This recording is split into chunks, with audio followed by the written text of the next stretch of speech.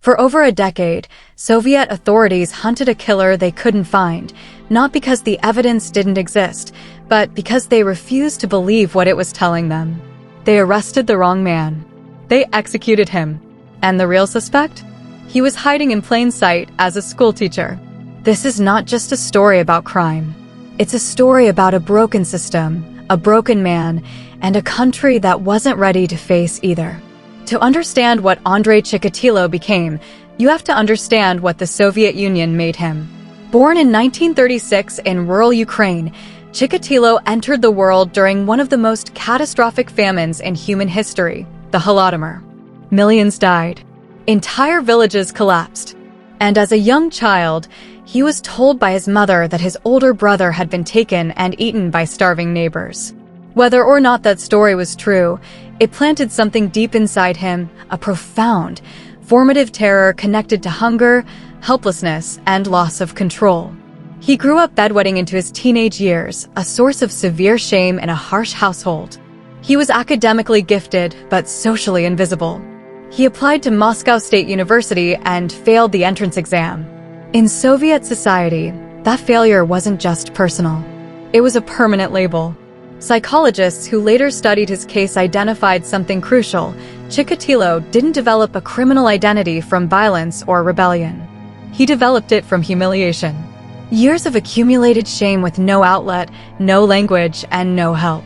He eventually became a teacher, a position of authority over children. And for a man who had spent his entire life feeling powerless, that authority would become dangerously significant.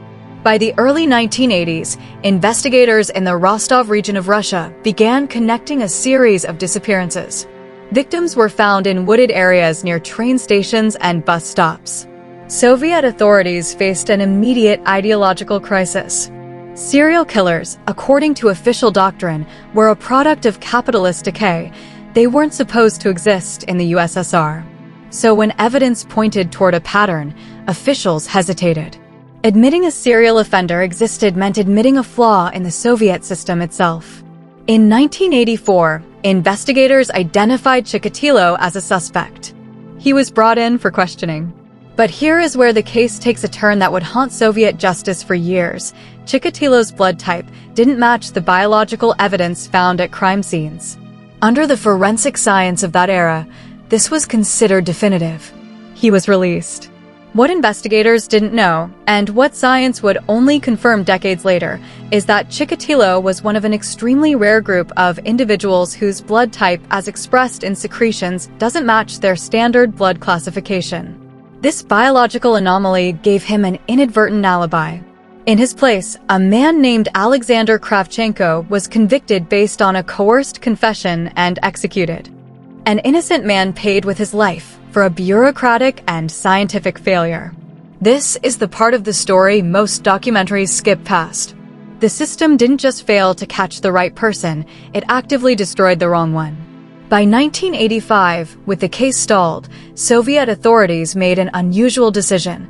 They brought in a criminal psychologist named Dr. Alexander Buchanovsky. This was radical for the time. The Soviet Union had virtually no tradition of criminal profiling. Buchanovsky was working in near total isolation from Western criminology, developing a profile almost entirely from behavioral inference. His profile described the offender as a married man, likely in his 40s, professionally employed, physically unassuming, and driven not by hatred but by a deep psychological need to experience a sense of power he could access nowhere else in his life. That profile was remarkably accurate. But it would take years before investigators trusted it enough to act on it. Buchanovsky's work introduced something Soviet law enforcement had never formally considered, the idea that motive could be internal, rooted in psychology rather than external circumstance. That the most dangerous individuals are sometimes the most ordinary-looking ones. When Chikatilo was finally arrested in 1990, caught during a routine surveillance operation near a train station, Buchanovsky was asked to conduct his psychiatric evaluation. In their sessions, Chikatilo reportedly spoke freely. Not to confess guilt in a legal sense, but because for the first time, someone was asking him why. According to accounts of those sessions, Chikatilo described his crimes as the only moments in his life where he felt he existed. That is the psychological core of the case, a man so erased by shame, systemic failure, and psychological damage that destruction became his only language of self. The trial of Andrey Chikatilo began in April 1992. It became one of the most significant criminal proceedings in post-Soviet history, not just because of the charges, but because of what it revealed about the system that had allowed it to happen. Chikatilo was held inside a metal cage in the courtroom, a measure taken both for security and, critics would later argue, as a statement. The imagery was striking: a former teacher, a former Communist Party member, contained behind iron bars. His defense attorneys argued for a verdict of not guilty by reason of insanity. 3 separate psychiatric panels evaluated him. 2 found him legally sane, aware of his actions and their consequences. The court accepted that finding. He was convicted on 52 counts and sentenced to death. The sentence was carried out in February 1994. But legal scholars and psychologists who studied the case raised an important question that remains unresolved. Was the determination of legal sanity shaped, at least in part, by public and political pressure in a newly post-Soviet society hungry for accountability? It's a question without a clean answer, but it's one that reveals how deeply psychology, law, and politics can intersect in high-profile criminal cases. The Chikatilo case didn't just end with a verdict.